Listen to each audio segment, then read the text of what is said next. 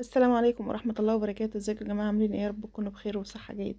النهاردة كده يا حلوين جالنا سمك. السمك ده اخضر، يعني بليمي على شبار من اللي هو الحلو الكبير الحلو ده، باين قدامكم في الفيديو اهو.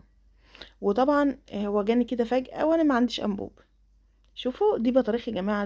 السمكة بخت بطاريخ وانا بغسلها. والله البطاريخ كانت صحي، حتى حطيتها لكم في ميه وجيت وريتها لكم. ما علينا، المهم غسلنا السمك حلو قوي كده. المهم جينا بقى نغسل السمك، طبعا حطيته كده، يعني فتحت الحنفية وحطيت خراشيمه تحت المية الجارية عشان لو في اي رملة او في اي حاجة تطلع واحدة بواحدة كده. الحركة بقى بتاعت المصفى دي يا جماعة بنمسكه نخده قوي كده. عارفين اللي هو القشر بتاع السمك ده بيطلع، القشر العايم ده بيطلع كله. حطيت كده طماطمية ونص ليمونة وغسلت السمك بتاعه حلو قوي وشطفته كمان. وهناخده بقى الوقت ونطلع فوق على السطح واعمل لكم حتة حركة. المهم علينا، غسلناه كده وشطفناه ونشفناه كويس، صفناه كويس قصدي. وهناخده بقى ونطلع فوق نشوف هنعمل فيه ايه. شايفين يا جماعه كل اللي في السمكه الخضخضه بتاعه المصفى دي، الحركه دي بتطلع كل، لو فيها رمل لو فيها اي حاجه بتطلعها. شايفين ما شاء الله تبارك الله. غسلت كله زي ما انتم شايفين كده، ما شاء الله. السمك كان طعمه خطير والفص بتاعه ابيض وكان بيفشر كده، حاجه تحفه ما شاء الله. اهو يا بنات. وهنعمل بقى شويه رز حلوين قوي معاهم وسلطه وهنظبط لكم الدنيا. المهم معانا هنا دلوقتي فلفل اخضر حامي، وفلفل احمر برضو، لا الفلفل الاحمر رومي وفلفل اخضر رومي، وقرن من اللي هو الحامي ده، قرن شطه. وحطينا ملح وحطينا كمون وكزبره في الخلطه بتاعته. ده كان توم يا جماعه، كنت شايل العنق بتاعه توم اخضر حطيته برضو معاه، وحطيت برضو توم تاني، وحطينا شويه من الزيت طبعا. وهنا بقى شفتوا انا عملت ايه يا جماعه؟ محدش يضحك عليا. بصوا بقى، انا هنا عملت الصاجه بتاعه الفرن، شلت الصاجه بتاعتي بتاعه الفرن الغاز واخدتها طلعت فوق على السطح.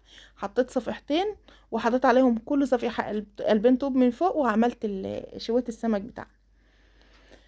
وهنا بقى دي الدقه بتاعتنا، هنطلع من على النار على طول ونحط في قلب الخلطه بتاعتنا بتاع الحوض.